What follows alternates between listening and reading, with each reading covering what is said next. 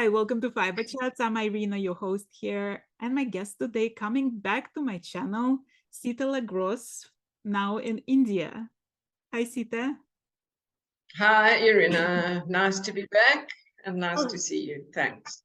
last time when you were officially a guest of my channel for an interview, you were stuck in South Africa because of COVID, and now you're back to the place you love. So tell me the planning of this trip, and you didn't just come by yourself, you brought guests with you for a bit, right?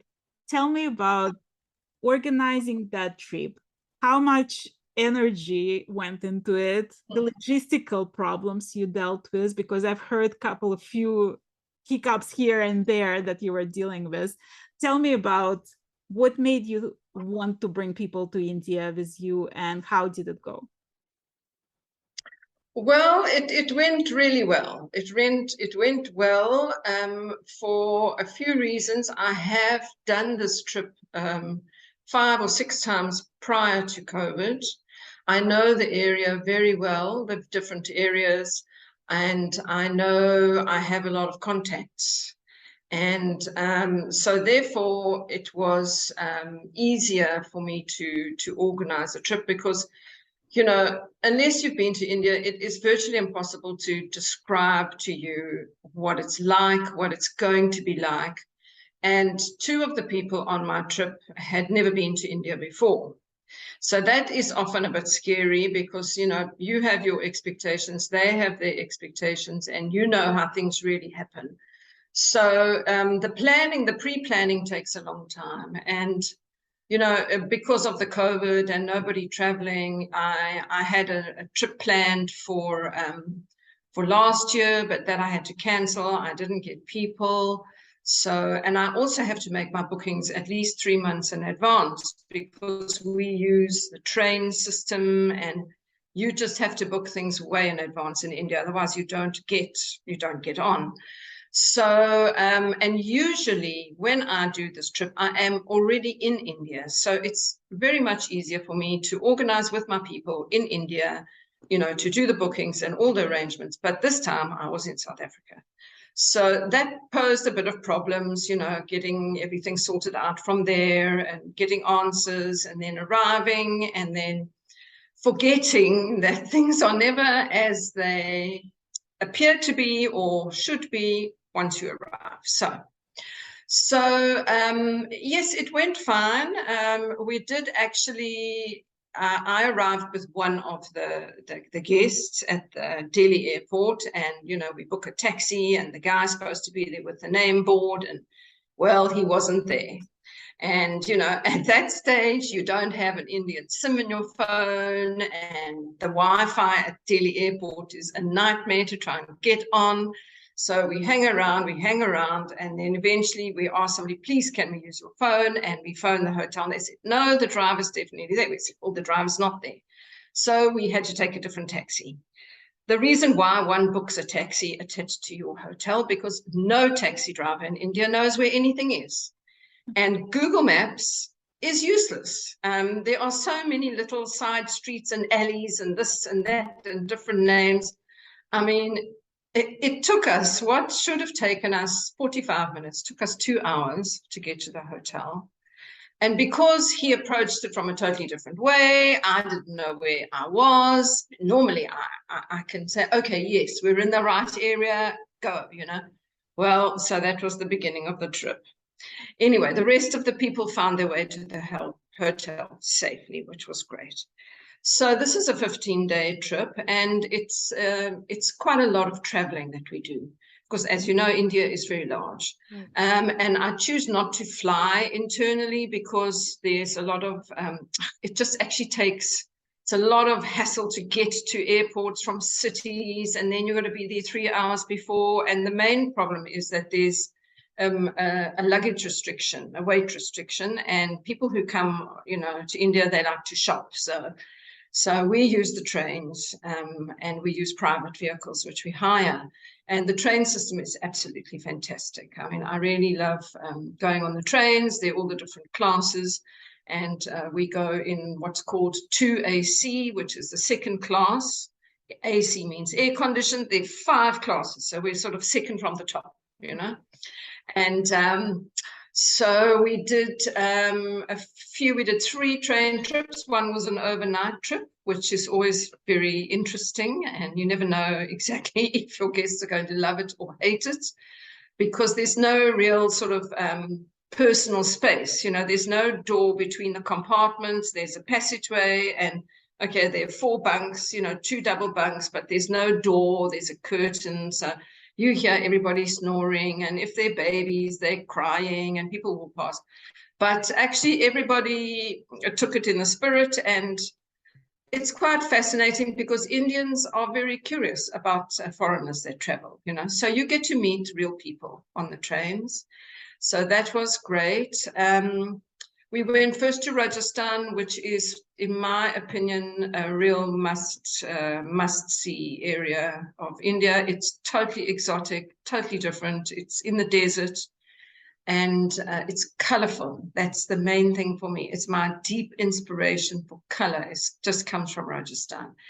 And, you know, when you're driving, when you're sitting in the train, you just can look out the window and you're just going past fields and fields, and you'll just see in the distance this sort of bright cerise, or like 4 or 5 figures, bright cerise, bright orange, bright lime green. And these are women working in the fields in their saris. And, you know, I always used to think to myself, I wonder why they're sort of wearing their best saris out into the fields. And I asked somebody, and they said, no, they wear these very bright colors, particularly out in the field, so that they can be seen, because there are lots of dust storms, and, you know, so people know where you are when you're out there. So we went to Jaipur, which is the capital, and there are just some absolutely stunning forts, ancient 5th century, amazing buildings, and really the Amber Fort it's got this hall of mirrors, which they brought these mirror mosaic from Belgium in the, I don't know, 1100s or something, and plastered the whole ceiling and all the walls with these mirror mosaics. And then, of course, they didn't have electricity, so they would light these big oil lamps, and you can just imagine the reflections, you know. So that was gorgeous, and we stayed in a really nice heritage hotel. And then we took another train, sort of 5 hours further down, to Jodhpur, which is sort of my home in Rajasthan. There's a family there who, when I was here for many, many years, I'd go there every year for Christmas. This is my holiday. And they have what is a haveli. It's called a haveli. And it's kind of like a villa, a very big villa, or could even be called a palace. It's the actual translation means an airy place. So there's lots of carved screens, and, you know, it's exquisite, really beautiful stone, and original, belonging to this family, 5th generation, and they've transformed part of it into a guest house. And there was a wonderful music festival, which I make sure that I am in Jodhpur for, called the Sacred Spirit, and that is held in the fort on top of the mountain above Jodhpur. It is totally magical. Very fancy affair put on by the Raja, and all the amazing, you know, the musicians are world-class from all over the world, not only Indian by any means, very interesting. And the crowd is also a treat, you know. Right. A lot of the upper class of Indians, and the younger generations, and the travelers. So that was fantastic. Then, so far, you know, we didn't really have very many hitches, actually. The main thing that I discovered coming back to India after 3 years is that prices had increased dramatically. Especially transportation, you know, like taxis and hiring private vehicles, and quite a lot of things, which has happened all over the world, you know. So we took an overnight train to Rishikesh, which is the famous yoga capital of India. I lived there for 5 years. Unfortunately for me, it's not what it used to be. It's become a very big tourist area now, and we only had 3 days there, but it was well appreciated. It's on the Ganges River where it comes out from the mountains, fresh, crystal clear, source, safe to bathe in, freezing cold, wonderful to take a blessing there. And we did that.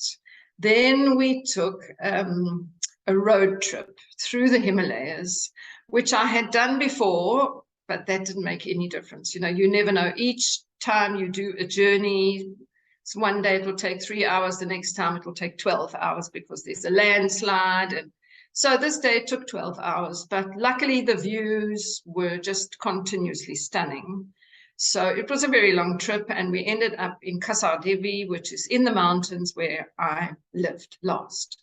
In fact, where I met Nama.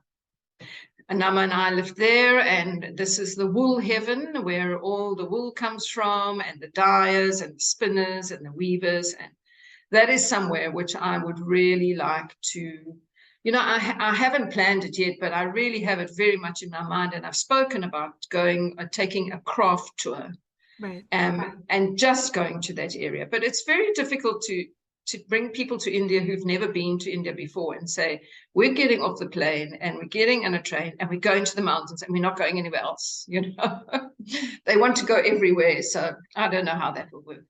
But we spent 5 days there, and that was just glorious. And we did a lot of hiking, and you can walk from one village to the next. In fact, there are no roads to most of the villages, you know, and the paths are very well maintained. You know, it could be stone path or cement path, meaning that donkeys or motorcycle, bicycle could get there, but no vehicles. So you can walk freely, beautiful temples in the mountains, and wonderful, wonderful.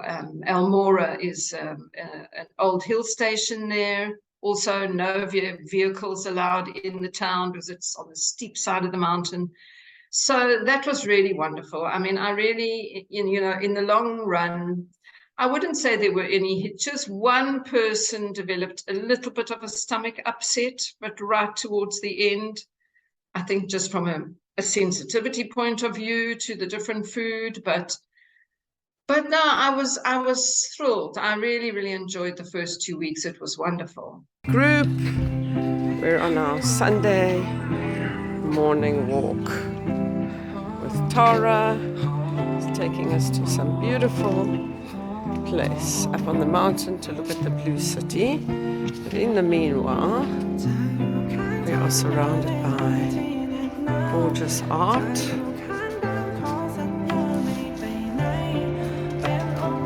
Wonderful.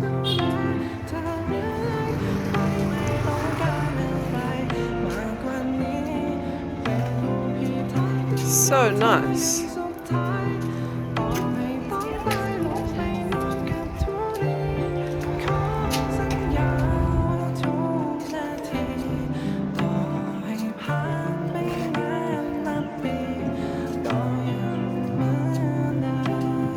It's Sunday morning. It's actually my birthday. This is my birthday present. My gorgeous friend Tara taking us out, showing us the city.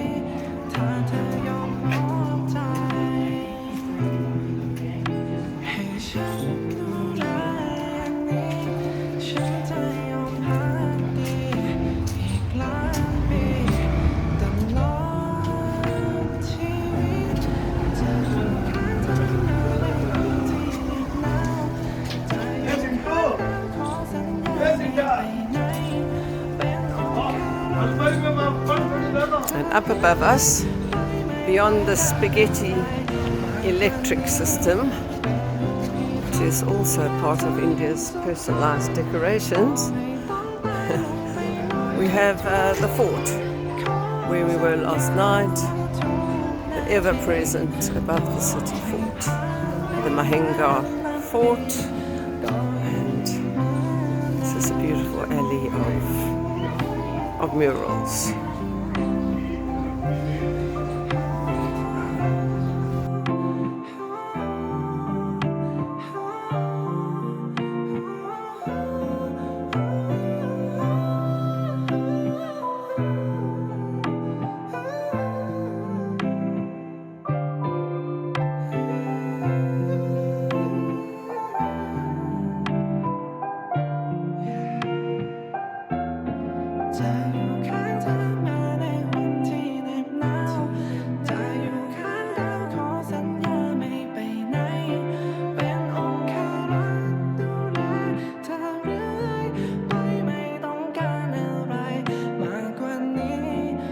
when you bring foreigners to India with you, right, and you've lived there for a number of years, do you sort of see it fresh through their eyes, the beauty of it? Like, does it strike you again anew? Yes, it does. You know, these places are very deep places in my heart. I mean, there are millions of other places I could take people. But, you know, Rishikesh and the mountains and Rajasthan are very special places to me. And the people are very special as well. And, you know, I'm dealing a lot with people who are like, they're my family in India, you know. I spent many years here, and they're very loyal, and they just love the fact that I just keep coming back, you know. And Indians are so astounded that foreigners are interested, really interested in their culture and in their religions as well, you know, and their spiritual practices and the rituals and beautiful temples. You know, they're most amazing, millions of gods, and every ritual is done with such an abundance of flowers and offerings and sweets. And, you know, I remember in the beginning, when I first experienced one of these Shiva pujas, they're called, it brought me to tears, just the abundance of offering, you know. There's no limits. It's not like, you know, people who don't have money make a small puja. Everybody just gives whatever they've got, you know. So it's very deep in my heart, India. I do every single time I go. I feel it, and I think the people that come with me invariably are people who know me or people who know people who've been with me. And I don't offer a tourist tour by any means. It's a journey, an adventure. There's no program. You know, we know where we're going and how we're basically going to get there. But many things happen on the way, and some things don't happen. But it's always a surprise. And because I also speak a fair amount of Hindi, it's very easy for me to communicate with people, and I just feel relaxed, you know. I feel very relaxed taking. Do you feel relaxed, or is it stressful to bring all these people with you and like they're your responsibility? Once everybody arrives, I feel relaxed. Getting them to the hotel, the first hotel, for example, from the airport, that's the most sort of scary thing, you know. I remember getting the very first time that I came to Delhi airport and stepping outside that airport and just facing a sea of people, you know. I mean, and everybody's trying to vie for your attention. Come in my taxi, come to my hotel, go here, do this, do that. And it's really hot or it's really cold, and, you know, there's smells, and it's totally overwhelming.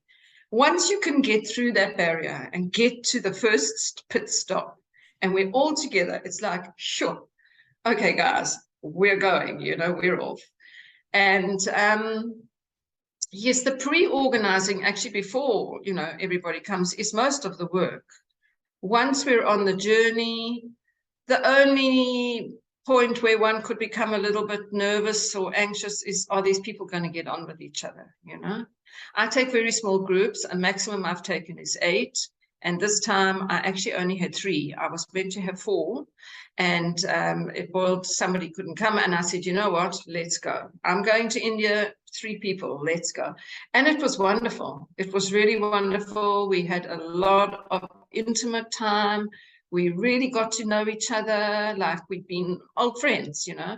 And I did not know 2 of the people. I only knew 1. And I mean, there was a couple, and the guy of the couple, he was 83. And I thought, well, I wonder how he's going to cope. He was unbelievable, really amazing, you know, not complaining. And it was just super. Yeah. I love taking the tours, and, you know, fortunately or unfortunately, I find myself now in South India.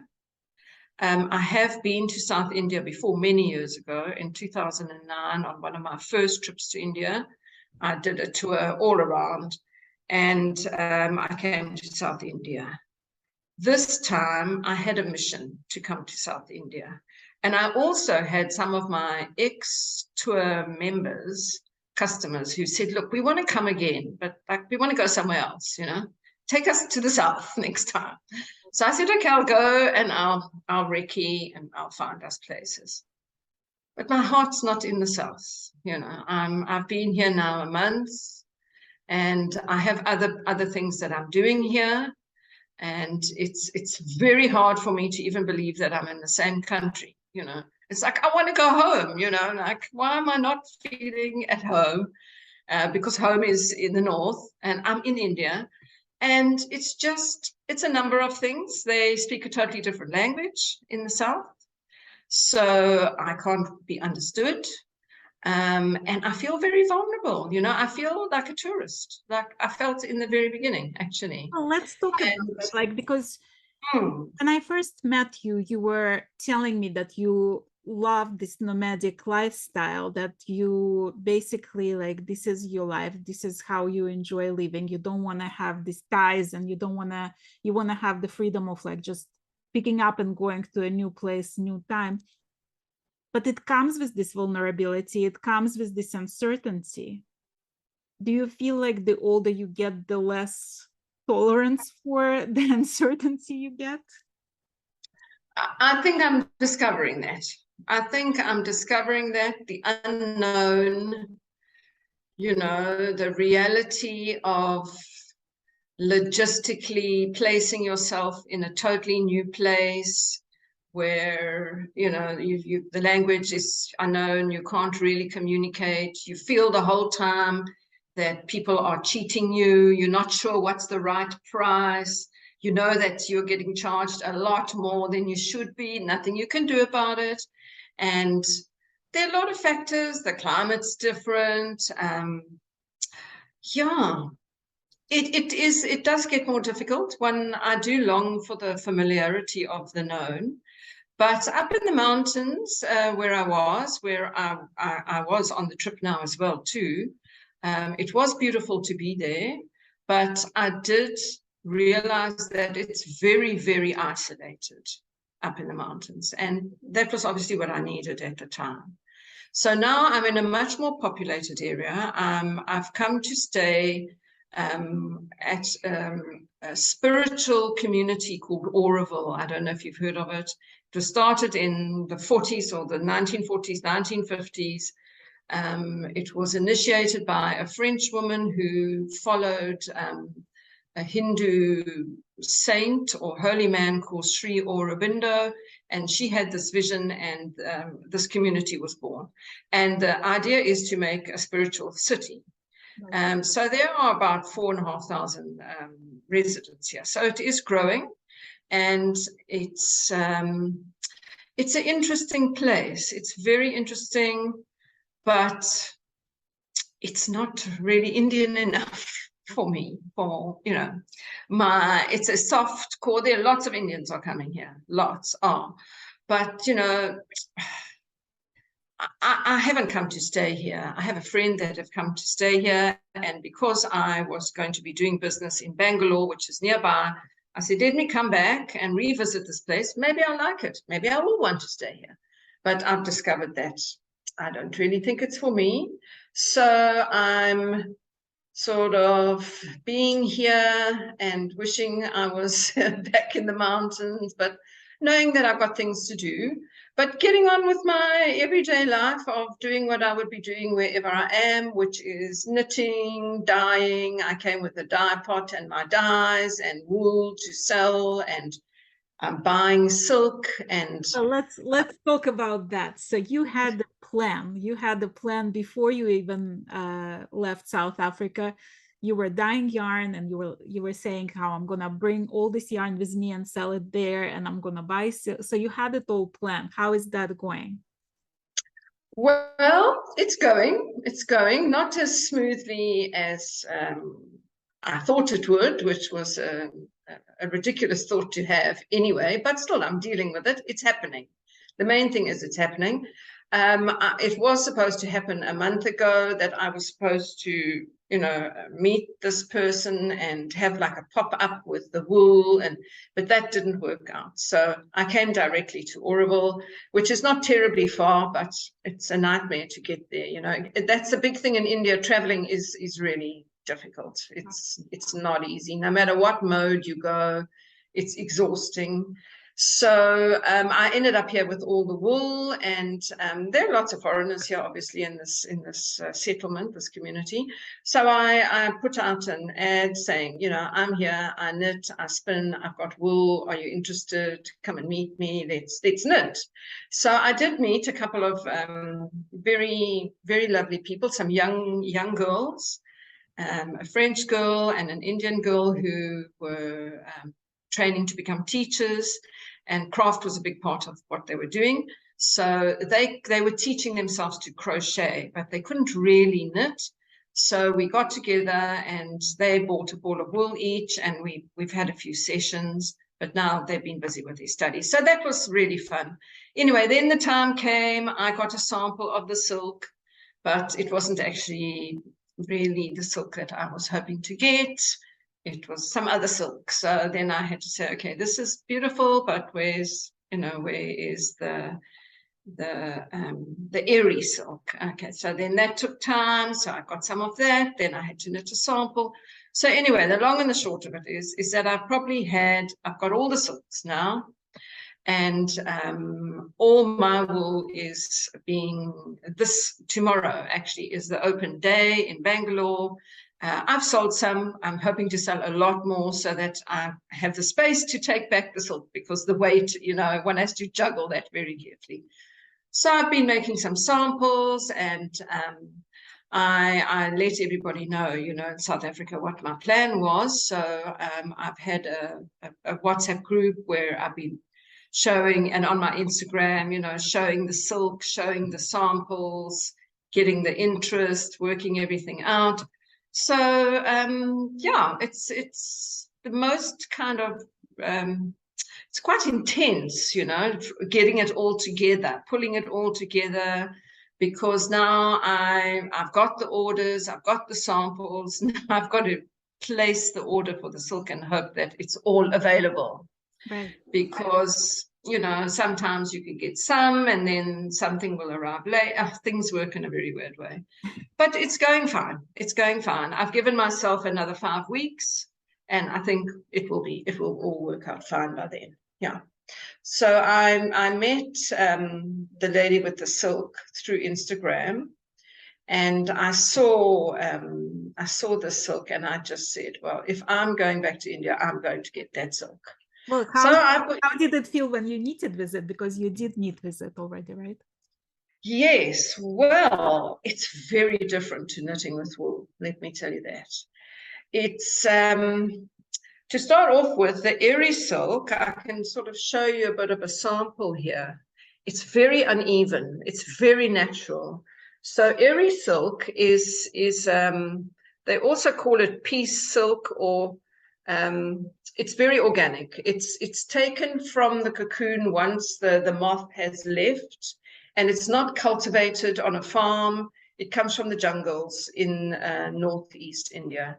So it's quite rough, I remember in the 80s, there was this new textile that appeared called raw silk. Now, I don't know if you remember that. Slubby, really rough, not the shiny satin kind of stuff. Right. And this is more or less, it's not rough though. It's uneven, but it's sort of cottony, but a little bit softer. It's sort of squeaky. It's very different. It's very, very different. I love it in the natural. I have dyed some of it up. But I prefer it in the natural. I think particularly the airy silk lends itself to the natural. Then I got what most people know is mulberry silk, which I think maybe you can see here how shiny this is. Oh, beautiful, yeah. Yeah, it's absolutely gorgeous. And it's extremely squeaky. It fascinates me. It's got the squeak when you squash it. It's a singles, and it's very, very well spun. You cannot break it. It's like super tough. And it also comes in, it's made me I'm sure I'm going to leave with a few skeins in order to try some lace knitting, because it does come in very fine weight as well. This is a fingering weight. I have to limit myself to how many different weights I can bring in order to bring enough of whatever. But there is a very, very fine one which I would like to try, because you have infected me with the lace bug. I haven't started yet because I know that once I do that, I'll have to forget about everything else.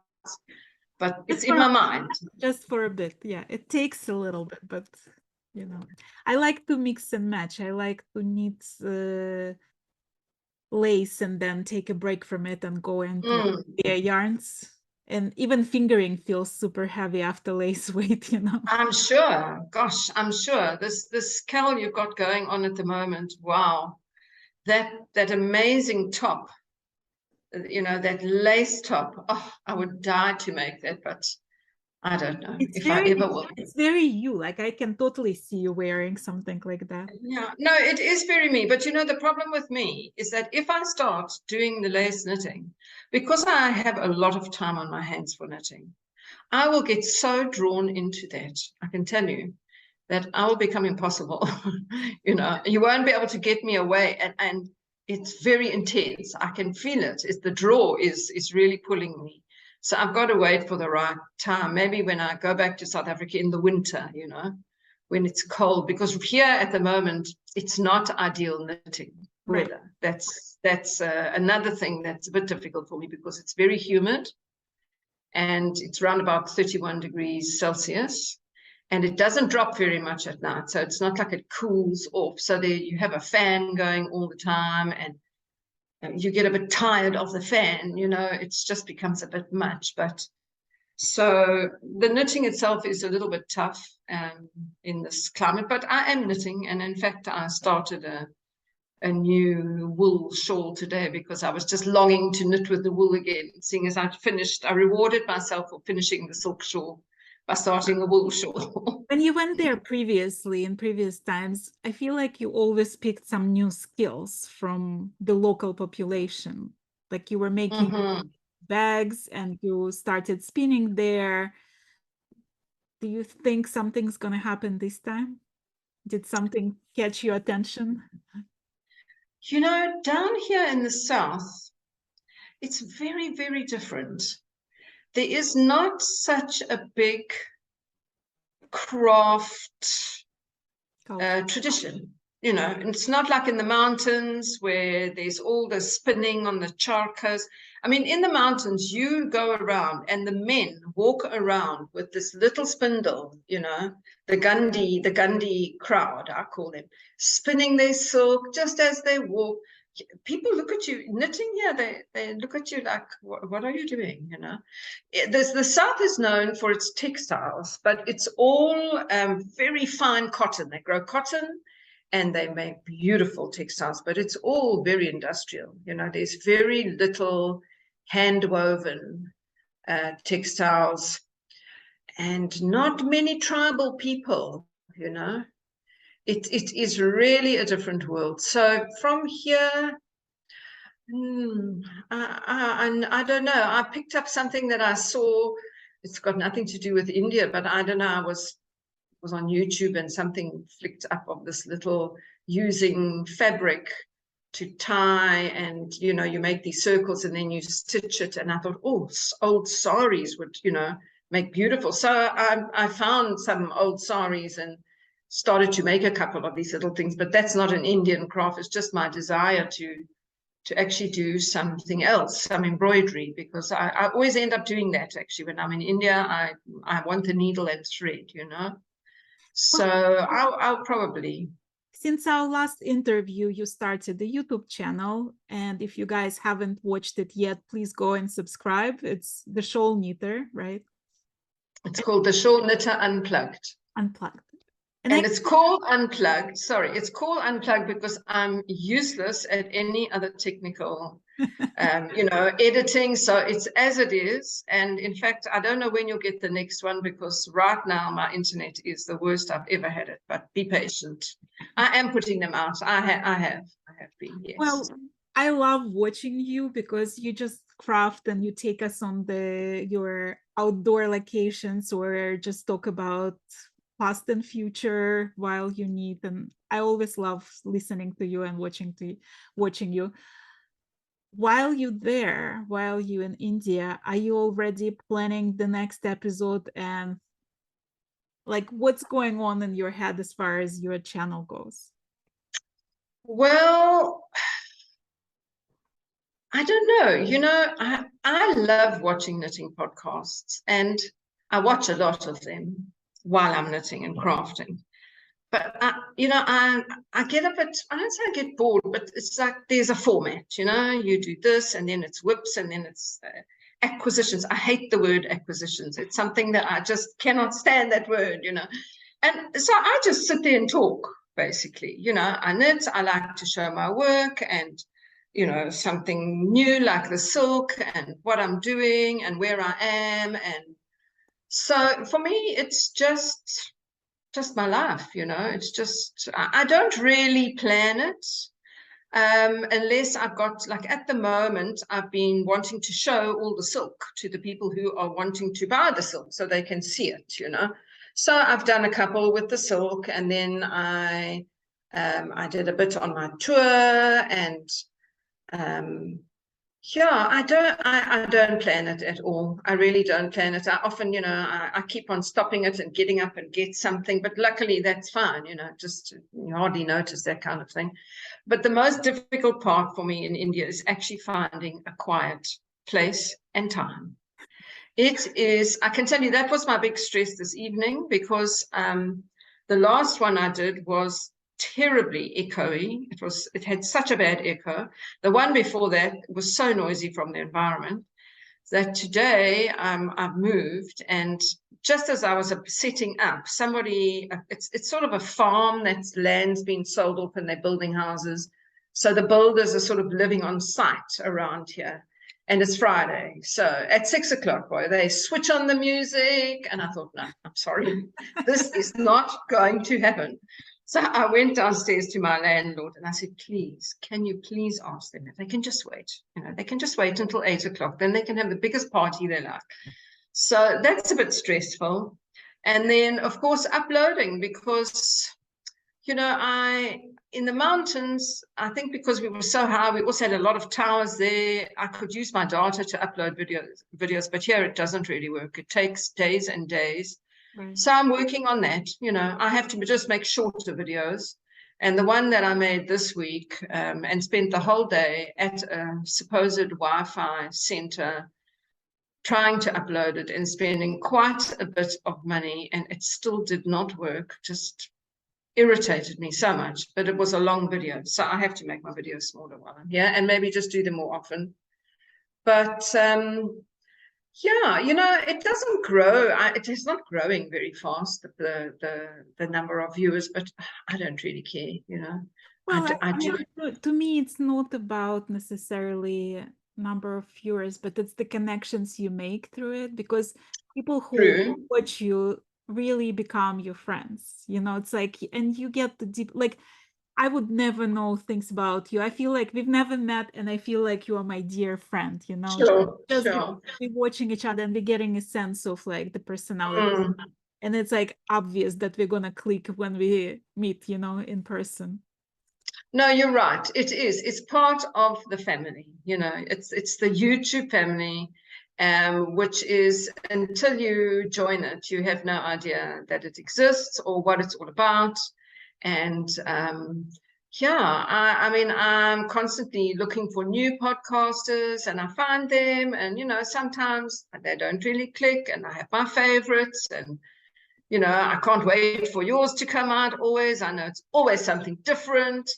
And yeah, I also learn quite a lot, I mean, some people have just the most amazing techniques to share, and tips, and just I love the Scandinavian ones, actually, their lifestyle up there in Finland, and it's lovely. It's a window on the world. It's really great with your favorite craft.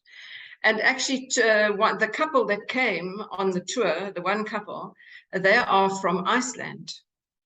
So in our Zoom meetings before the tour, when we were getting to know each other, I said, look, I'm going to ask you a question. Maybe you can do something for me, you know. I'm a knitter, and I am dying to get my hands on some of this let lopi wool from Iceland. No problem. So they brought me some. And they were so sweet because it was my birthday during the tour. So they bought it, and they said, yes, we're going out to the cabin this weekend, and this shop is on the way. And anyway, then she sent me a text, and she said, do you mind if we don't give it to you when we get there? Because we'd love to give it to you for your birthday. And I thought that was just so special, you know. Right. So yeah, I milk my customers for whatever, you know. But it was wonderful. So I'm sitting here with some let lopi, which I can't touch because it's too hot and sweaty. But I can't wait to get back to South Africa to make something. And I agree with you about the traditional podcast. You know, I feel like I was thinking about it because in the past 3 months, I needed some huge projects, but they're all like secret test needs. And then the Shetland lace, which takes forever, right? And I was thinking that like if I had the traditional format of podcast on my channel, I would have nothing to talk about. You know, because it takes months to knit what I'm knitting, and something I can't even show. So that would be like nothing for me to show, even though like I spend like hours, endless hours knitting every day, you know. Well, I do get the feeling that a lot of podcasters are very pressurized to have stuff to show, you know. And I just love the people who are totally natural, like the Irish farm craft Sam, you know. He is one of my absolute favorite. He is such a multi-dimensional person as well, you know. And you know, I don't know, you just need to just have a personality of some sort, or just talk, you know. And I think people take it very seriously, and you know, they talk about the traditional format. Well, like, where does this format come from? Who formatted, you know, the knitting podcast? Actually, you know. So yes, I do watch all sorts, and I do watch people who do the traditional format, but I often wonder, you know, like, where does this come from, actually? So what's but I love for the next this coming year? Like, what are do you have any plans, or is it going to be like day by day kind of thing? Oh, no, I have some plans. I do have some plans. I do feel that this trip to India, apart from, well, I mean, I would say it's like 65 or 70% successful. I don't want to say the rest is not a success. It's an unknown. But I'm actually going to go back to South Africa a little bit earlier than I expected. Mainly because it's going to get even much hotter here where I am. And I will have way too much luggage to go all the way back up to the mountains for an extra month, you know, to have fun there. So I'm going to go back early. I'm going to go back in May. And then we have, there's a new wool festival that started in South Africa last year in the middle of the Karoo, which is like really like a dot right in the center of South Africa, which is a very barren sheep mohair area. That's what they do there, you know, and it's rugged and very cold. So in the middle of winter, they're having this Karoo Winter Wool Festival, and they had it last year. It was the first time. It was quite small. It was very successful. So I've decided, I've applied because they're also on Instagram, and I've been accepted. So that's my next step, to go home. And it was interesting because when I mailed her with all my details, I said, look, the one thing I have to say, you probably think I'm really cheeky, but I've applied for all these things, but I have to tell you that I'm a nomad, so I don't have a vehicle. I don't know how I'm going to get there, but I know that I'm going to get there. So I have since enlisted somebody, one of my friends who also has something very lovely, a lovely product, which I won't really talk about yet because we haven't finalized it. But yeah, you know, there's, you know, when I speak to my daughter and I say, oh, I don't know what's going to happen next, you know, she says, Mom, something always happens next, you know, stop worrying about it. Something always happens next. You'll come back and something will happen. So So that's as far as my plan goes. But I was going to do a recce in South India and plan to take a trip here in November, but I'm not going to do that.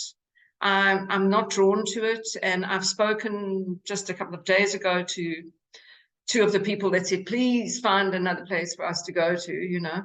And I said, look, it's not going to happen. And they said, well, we didn't think it would, you know, we put it out there.